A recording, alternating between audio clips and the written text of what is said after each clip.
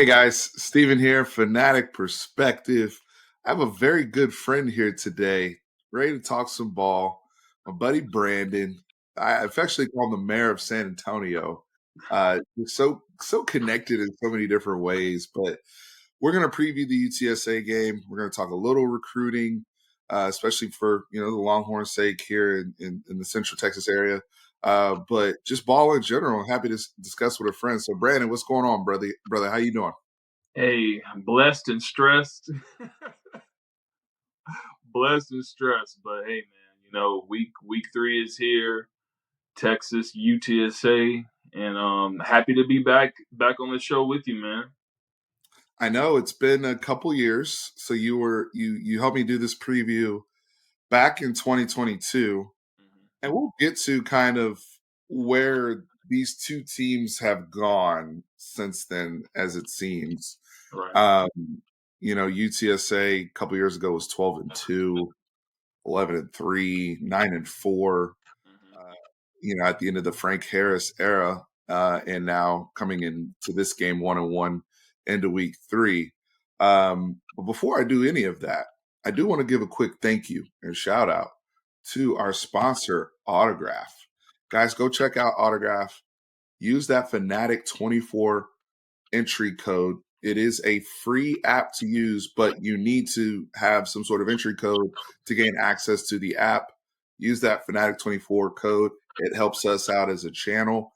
It is available on the Google Play Store, so if you're on Android, or the App Store if you are on iPhone. So check that out. The purpose of the app is to reward fans and fanatics like ourselves, right? Those of us who can't get enough of your favorite team's content.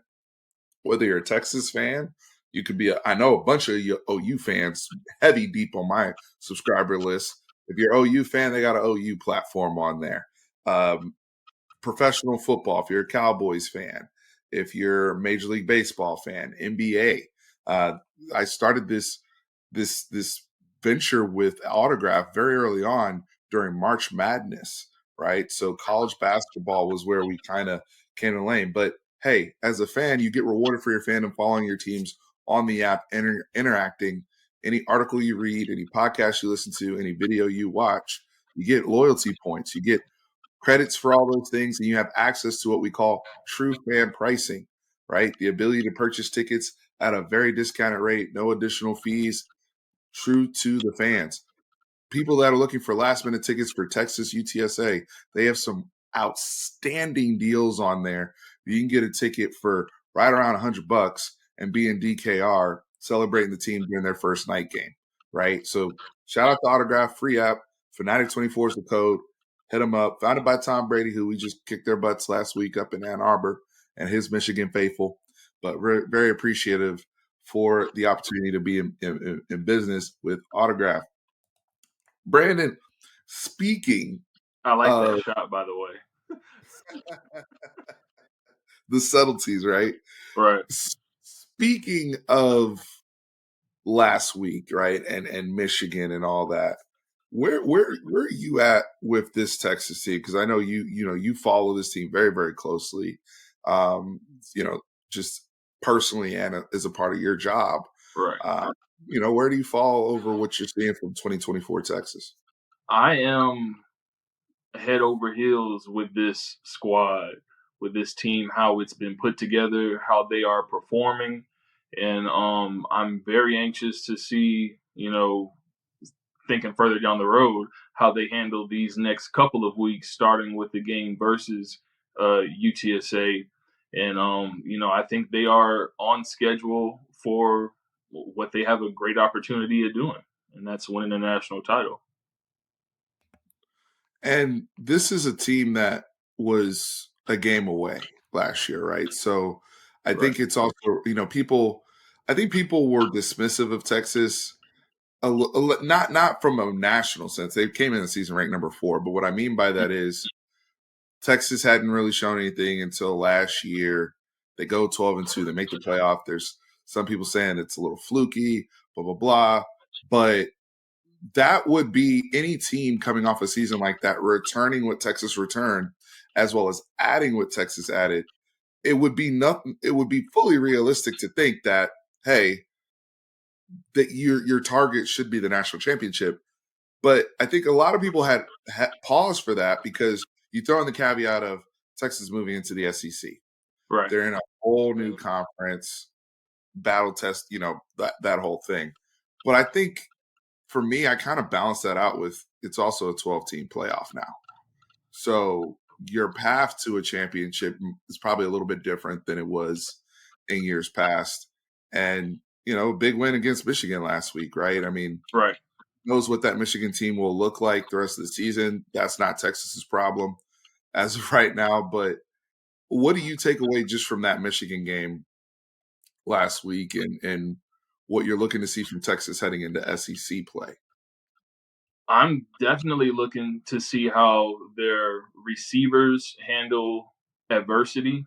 I liked the fact that, I know that Gunnar Helm got some very key targets, but I liked seeing how Ryan Wingo performed on his play. I liked how Isaiah Bond was able to make some catches. I liked how Golden made plays. I liked how everybody was engaged in the physicality that it took to beat Michigan. And I think the group that really stood out to me was the running back group. They showed their depth. There was a time when Jaden Blue got hurt and there was no fall off. It was guys who stepped up in Jared Gibson and Wisner and Trey Wisner who took that role on seriously, and they knew what the mission was, and they performed. So I love seeing that, given the attrition that's happened in that running back room, and Coach Choice, I think, has really got that room focused. And I just took away from that game, it was physical, and they were able to go in there and get the job done, and and get the big house very quiet. Very quiet. And I think, one thing, the opposite of that is the noise and the coordination of what the Texas team should see coming this Saturday. Both of us will be at the game. So if you see either one of us and you're watching this video, come say what's up.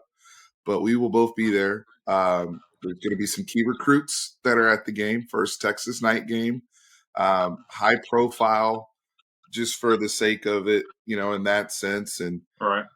you know, UTSA coming in, before we get to the SEC play, Texas still has two more non-con games, Right. UTSA and ULM the Right. following week.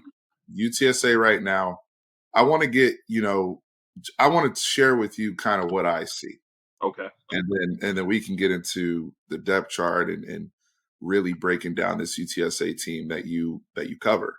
Right. So I Jeff Traylor, nothing but respect for him, what he's built up there. I mean, the success that he's had since 2020 and whatnot. I mean, it speaks for itself. No, you won't hear any negative things towards me. But I also think that his energy and his tone in a lot of these interviews and these press conferences are very telling of the frustrations that have come about this season. Not the most impressive opener versus Kennesaw State. Hmm. You get beat down against GJ Kinney, former quarterback of Jeff Traylor Right. out there in Gilmer at East Texas. Former But Texas quarterback. yep, and former Texas quarterback GJ Kinney, who's building up Texas State very nicely. Shout out to the Bobcats and those guys over there getting their first ever win over UTSA. But that comes now off of a loss. And Jeff Traylor, one of the things he said was, we've always been able to bounce back after ugly performance. We've had some ugly performances and we've been able to bounce back. But he also said, we're playing the most talented team I've seen since I've been at this program. And the gap, he actually said that, which I thought was very, very transparent. Um, what I see on the roster, Brandon, I think there are good football players on UTSA. I think there's a lot of kids who people will be familiar with if you follow Texas high school football. If Right. you follow the programs, Right. some high profile names like Denver Harris Right. that are on the team that were 5-star guys to other programs that got Bama offers and A&M offer, all this type of stuff. Hmm. but I don't think this is a good football team at right now.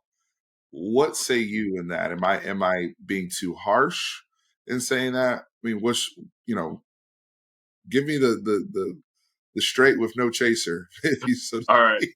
I'm a steal something from the late great O.J. Simpson. You've got a good grasp of the obvious, but you know, a 100%. And I'd like to spin how I was just thinking of it as you said it. In Coach Trailer's demeanor this entire week. Um, I would like for that to translate to the team as this is a very serious event that is about to happen, and as stoic as he may be and as blunt and honest as he is, then I think that the players have got to take that up as the challenge to step up. It's a lot of honest and truth in what he's saying, but that doesn't necessarily have to be taken as a negative. It's just the truth. And the truth can hurt and it's not always pretty. So, but like you said, this is not a good football team. In the aspects of when I spoke with him earlier this week, he said it plain out. There's a big difference in the squad that was down there in 2022 and this one. This one's going through transitions at every single position that you could think of. Offensive line, new quarterback, uh, linebackers, anything. They don't know who they are offensively, defensively, and on special teams per Coach Trailer, exactly how he said it. So when you go into uh, a house like DKR and everybody's looking at everyone like who's the guy, who do we have to lean on? That's a scary situation.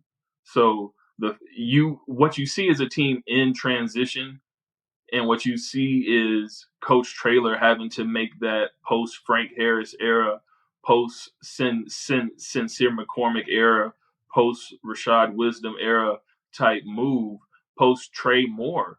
Uh, there's some pivotal things that are missing from this team that have bolstered Texas.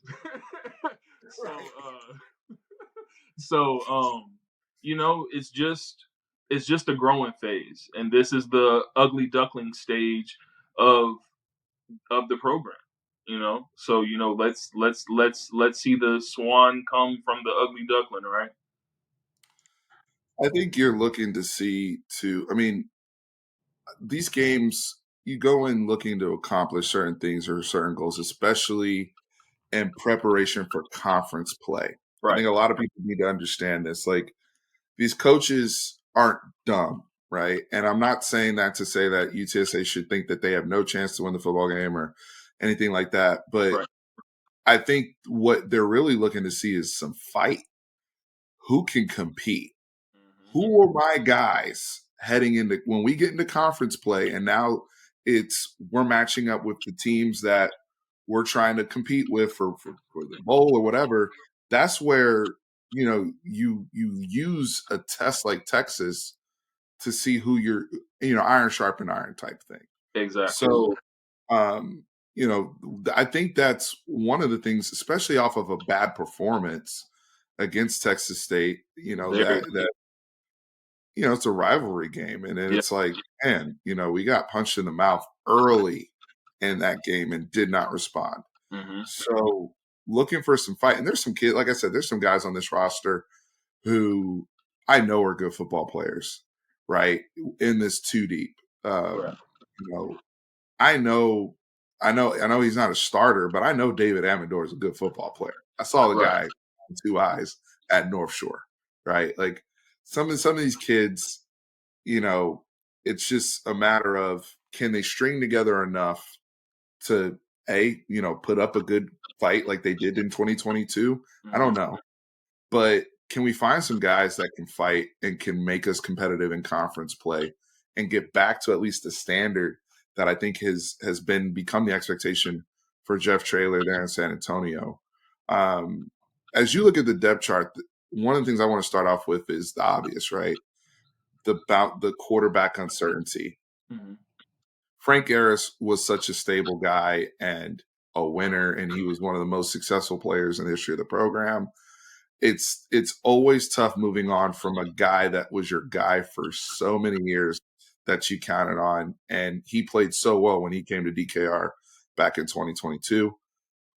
Owen McCown, are again more East Texas guys and Right, whatnot, and right. obviously McCown quarterback tree, but is he's also a lefty. I mean, Yeah, tell me about these quarterbacks and what you think how things may play out against this Texas team that's also trying to ramp up their pass rush. They only have one sack coming into the game, Colin Simmons late in the Michigan game. So Texas, Trey Moore is going to be trying to hunt and right. get some numbers. What do you think?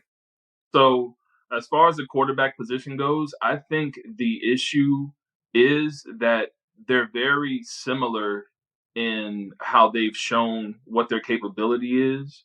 I think that with Owen being the starter, I like at the beginning of the year, it was just kind of known that okay, Owen's going to be the starter because in practice he's looked slightly better or better, but either way it was better.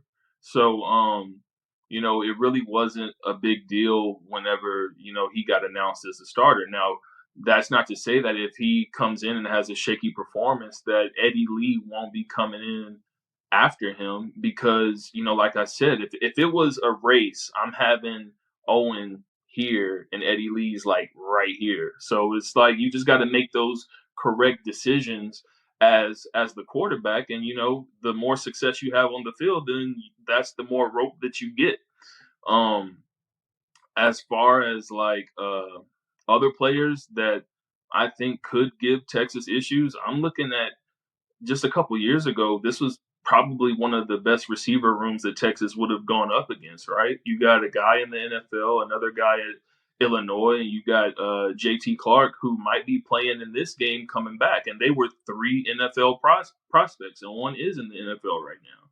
So I'm looking at Devin McEwen as being that next step of a threat at the receiver position. I'll be looking at the matchups that he garners. I think that I don't want to skip ahead, but I think that a game plan might be to try to get him the ball quickly in open space, kind of like how they did with Joshua Cephas, and let him do some work because he does have breakaway burner speed, as well as another receiver, Chris Carpenter, and a kid to watch out for. Jamel Hardy, is a kid that the staff is really high on. So, if they're able to get these guys the ball in some type of space, uh, or Hardy, Mr. 50-50, uh, it could be interesting. But on the offensive side, on the defensive side, I'm looking directly at the defensive line, and my favorite group on the entire team is probably the linebackers because they have a lot of versatility and they come down and they hit hard. But on the defensive line, I'm looking at Brandon Brown, 6'2", 300 plus defensive lineman who like clogs up space and he can get pressure. And I think if there is a spot to attack Texas, you're gonna want to attack from the guards and in. So if he's able to get any type of push there and be a nuisance at all, then that's going to be a plus for the defense. And looking at the linebackers, Jamal Liggin, Owen Paley, that he was on the Texas beat a couple of years ago too. He's now at UTSA. Jimmery Robinson, who's a 6'5", 280-pound linebacker. Like, so there's some kids on this squad, and Martavius French. That's my favorite group to watch on defense are these linebackers, and if they can get loose and apply pressure because the defense does like to blitz if they pick that time right. The offensive line is going up against a desperate squad. So there might be a little bit more urgency coming from this defensive group than the perception might be of just looking at the state of the squads. Yeah, that urgency is key, right? I mean, again, the coach has made it very clear Hmm. of the importance of finding guys at this point and responding to that embarrassment and wanting to Right. see good football, right? Right. So we're catching UTSA at a time where there's nothing to lose, there's nothing, but everything to gain type Exactly. type Exactly. aspect, right? If a few years ago, one of the things that really bothered Texas was a lot of the Frank Harris was just able to get the ball out, right? Yeah. In short area, and it was these long 15, 16 play drives where he was Yes. just moving the team down the field. I do think that Texas, and you, since you know both teams, talk to me in terms of that Texas secondary today versus what you saw in 2022, and how you think that that matchup could potentially play out. Do you think some of those same problems could persist, or you think UTSA might have to be a little bit more dynamic in strategy? So you know how I was talking about, the Texas receiver room being able to uh mature and see how they go. This is going to be the ultimate test for the receiver room at UTSA because they're basically in the same position as Texas, trying to integrate their young receivers, and they're going up against probably some of the best DBs in the country. Like this is some trained by Bam, as we all know, Michael Taft, Jade Barron, Andrew, and it's gonna be hell. And it's just like Coach Sark said, he wants to give a team 60 minutes of hell. I think that he's got the secondary to be able to suffocate UTSA, and it's gonna take some pocket movement by UTSA. It's going to take some type of confusion, because exactly how you said that Frank Harris was able to, get those drives going. These quarterbacks don't feel the pressure like Frank did. Frank escaped about 4 or 5 sacks that game and was able to get some positive plays out of it.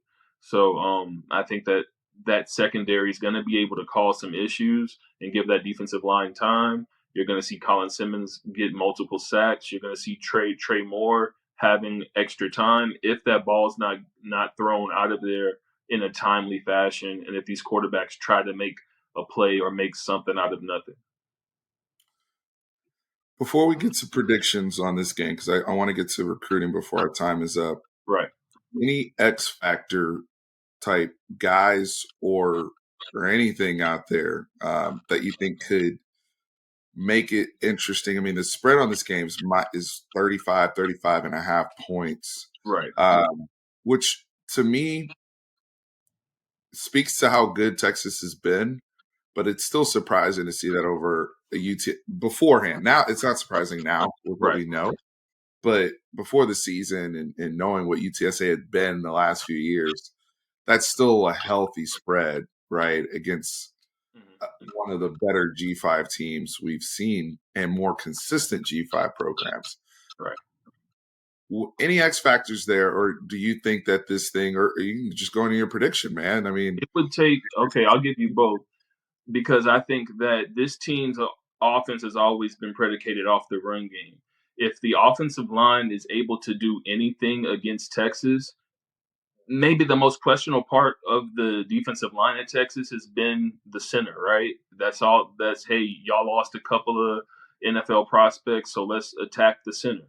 And that's exactly what I'm going to say. If the offensive line is able to get some combination blocking in and right. and get a couple of yards, then you're going to see Rocco Griffin, you're going to see Robert Henry, you're going to see uh, Kavorian Barnes get these carries and run in between the tackles. And I think that can always open up stuff because, like Mike Tyson says, you always have a plan until you get hit in the mouth. You're not expecting UTSA, who's been struggling to get 3 yards a carry, to do anything on in the run game. But if there's an aspect of the Texas defense to attack, that's going to be the part of the game that you need to improve on. That's going to help your pass game further along in the future. So it would take something like that, getting the run game actually going for the year, for them to have any type of chance. Colorado State, Colorado State did that. Their air raid team, and they resorted to the ground. They ended up having a freshman take 25 carries and go for over 100 yards in our first game. Right. So that is a good point there in terms of kind of that counter from a team that's not necessarily known to just hammer the rock like that. Hmm. Um, especially versus what we saw, back in 2022. But go ahead. Exactly. So, did you want the prediction? Prediction time. Yeah, go ahead and give it to me, man. How's this game play out? You were, by the way, we got to give you credit. Mhm. 2022. Not only did you nail your prediction, but I feel like if people go back and watch that episode, you really nailed how the game flow would play out, Right. right? Like you talked about kind of, when Texas would ultimately pull away, but these are the things that are going to be challenges, and it's going to be close, it's going to be tight, blah blah blah. So I Right. want to give you your flowers in that regard, Brandon, before you Appreciate get it. Well, flowers are going to be needed for this because uh, my prediction for this game 54-7, Texas. whoa, that's worse than mine. Talk to me. How's this game? So I mean, that's pretty straightforward. How it sounds like it's going to play out then. Nah, I mean, how it's gonna play out is, there's a squad that is like we said and like Coach said, they're trying to figure themselves out. This is not the school to go up against to try to figure yourself out. Not at all. Not a team that goes up to Michigan and albeit whatever state their offense is in, you know, Michigan didn't help themselves and Texas wasn't helping them help themselves. So I'm not expecting them I'm not expecting Texas to go into this game unfocused, knowing how both of these coaches are and the coaching staff is. Texas is a focused squad, and I don't know if you remember when I was on the Texas campus a couple years back, but that was the first thing that I said was there's a different feel at Texas than there was in different coaching staffs. There's a love and there's a focus and there's a positive energy and there's dudes walking around with their chest poked out and their heads high and it's not cocky. It's confident and they know what the task is. And Sark's got this squad's head on straight and right. And I don't expect them to overlook UTSA at all. They're going to give them the respect and take care of business. I appreciate hearing that as a Texas fan, just knowing the state of the program and the culture thing, and Lord knows we've talked ad nauseum about that on this channel. Um, Prediction for me, um, I was probably going to go like 48-10, something in that range. Mhm. But I wouldn't be surprised if we got into the 50s as well. I mean, we got into the 50s against Colorado State, but I was going to go 48-10 Texas. Maybe like a little sluggish first quarter where it's like 10-3 or something like that, and then they pull away. And I think we'll see a lot of Arch Manning on Saturday, and Jonte Cook and Jared Gibson. I think those guys are going to play a lot. I think Texas is also focused on these next 2 weeks Mhm. getting a lot of these young guys a ton of work. Ryan Wingo, a lot of work, like all the offense and defense, right? The Right. Jelani McDonald's on defense, some of the younger defensive tackles, some of the young Mhm. linebackers, because they're going to need to build up their depth for the SEC schedule, and what is to come physically. So these next 2 weeks, then you got an SEC game, then you got a bye. It really lays out really nicely for It does. what this is trying to do over It the does. season. It does. And also, you gave them 10 points, but we also have a new kicker. So, so that's another thing too. That's like Trailer said, we're trying to figure out who we are. We're trying to figure out who we are, and that's on in all three phases, man. Uh-oh. That smells like somebody might want to bet a special teams teddy on this. Um, hey, for those of you who are out there that indulge, Hmm. you heard it. You heard it. New kickers, some questions in the special teams. Right. Jeff Banks is always looking to pop off on that side. So I didn't if even you're think looking of at him. Till you said that, that, man. last thing I wanted to touch on with you, and just a lot of the work you do in the recruiting space and rivals and all that. You come out with a top 30 list all the time with each class, and that's become well known in the San Antonio area. You've put me on to so many young, talented players out of there. I know you were at the Steel game last weekend. Right. The big name for Texas fans, the people are asking me about is Michael Terry. Who? And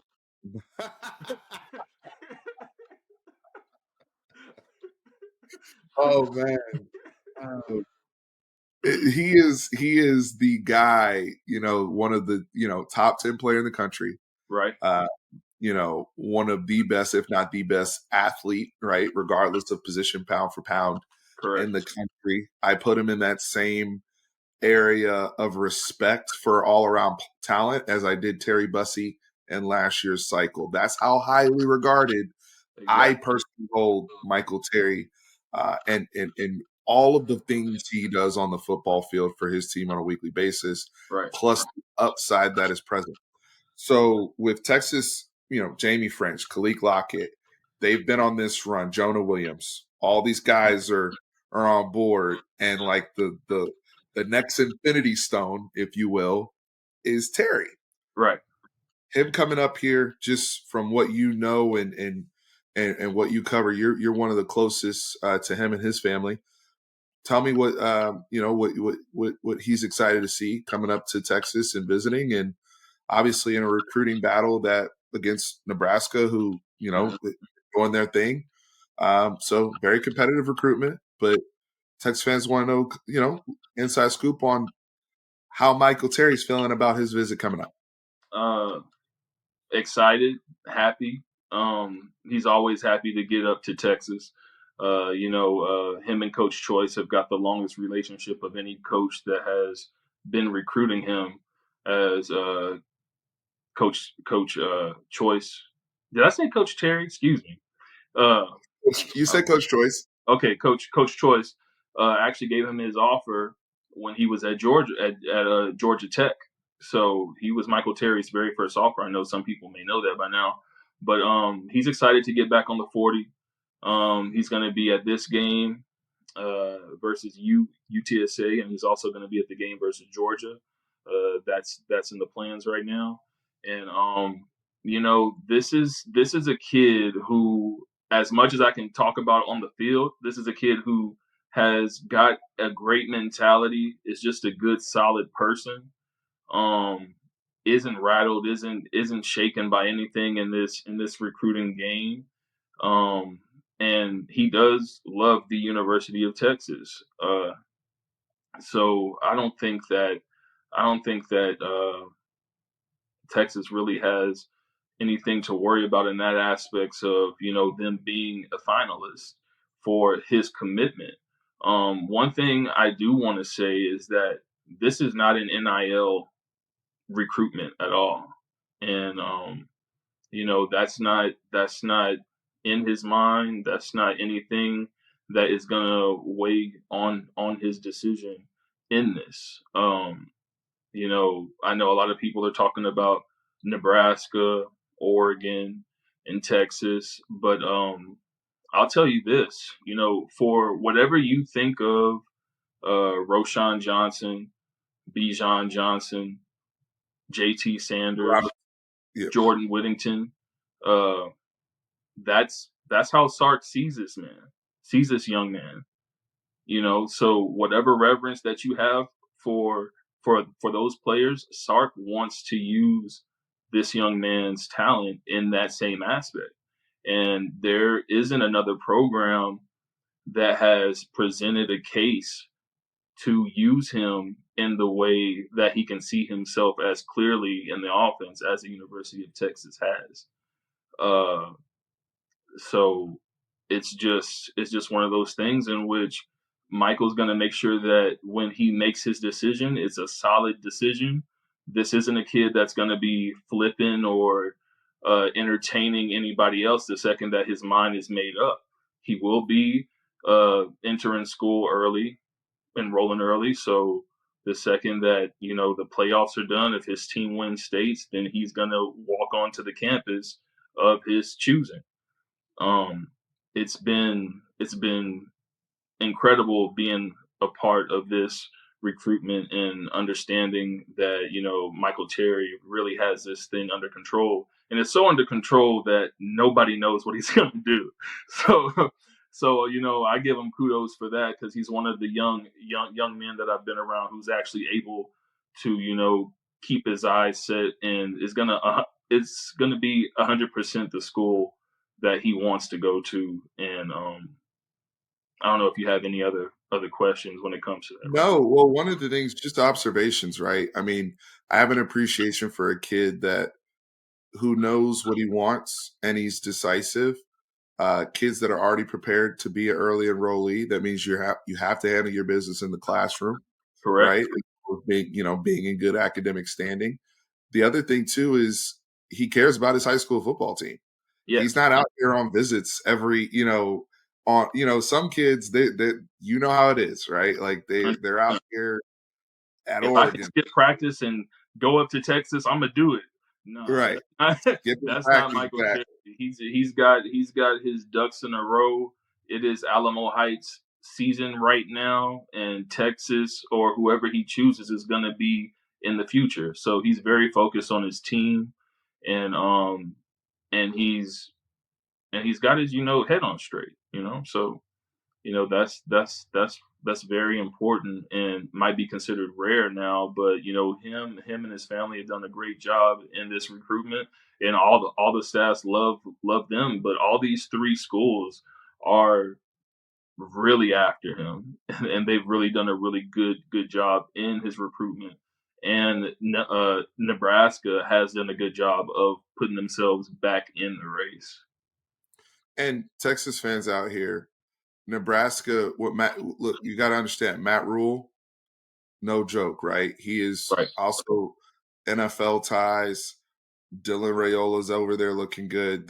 They have a case. Like I always respect why people are looking at certain situations, and not to mention other guys from San Antonio that have gone up there, and the connection with Tommy Armstrong and those guys Right. as well. So there's this isn't to say that oh, they're not, that's a blue blood program too, right? Right.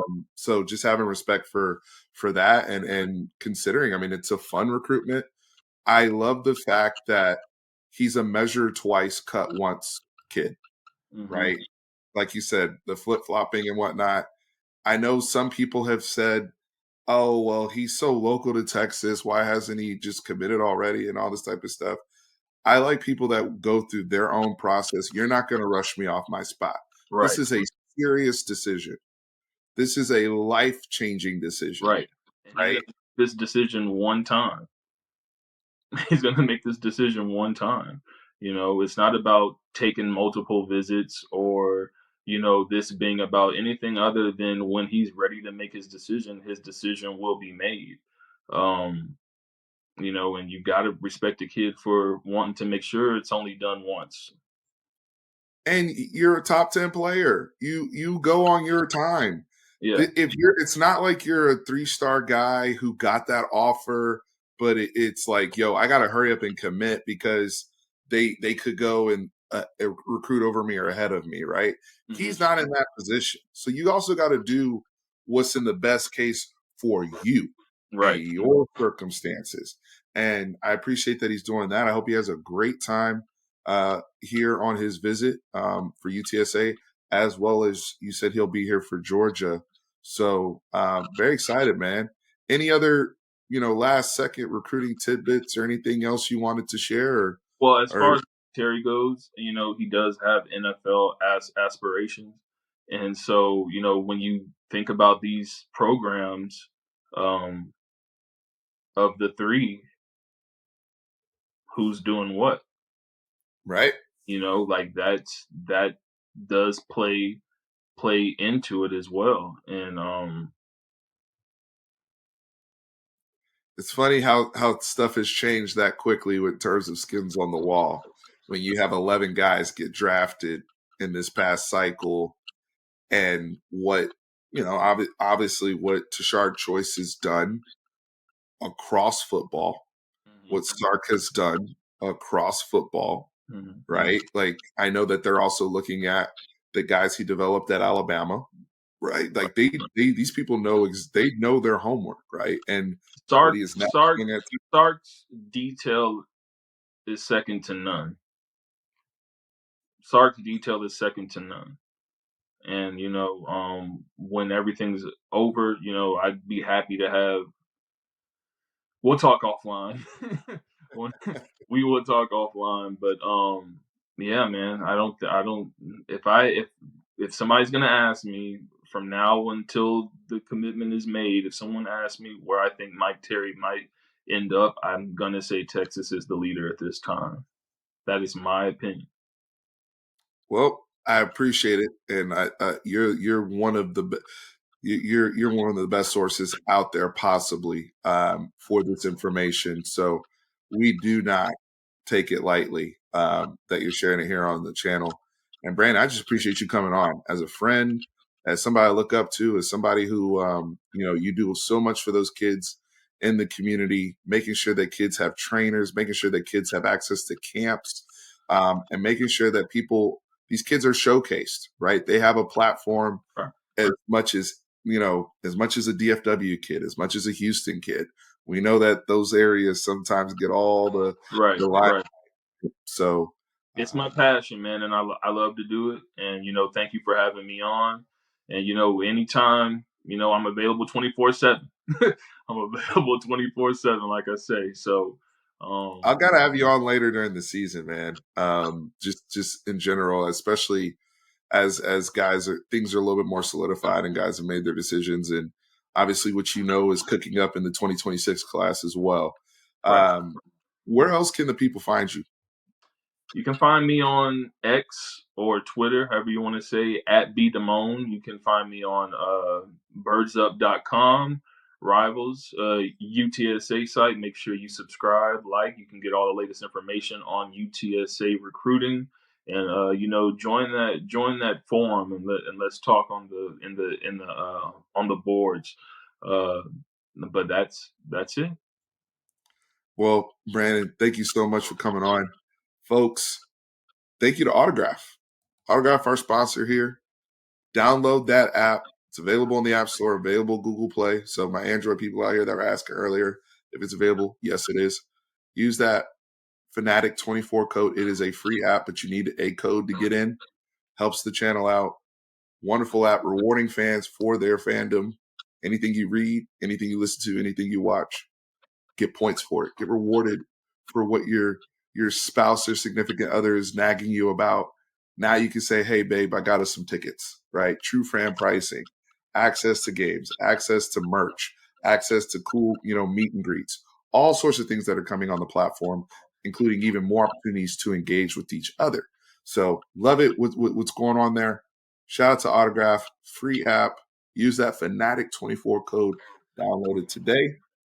Folks, shout out to Brandon. Go follow him on all social media platforms.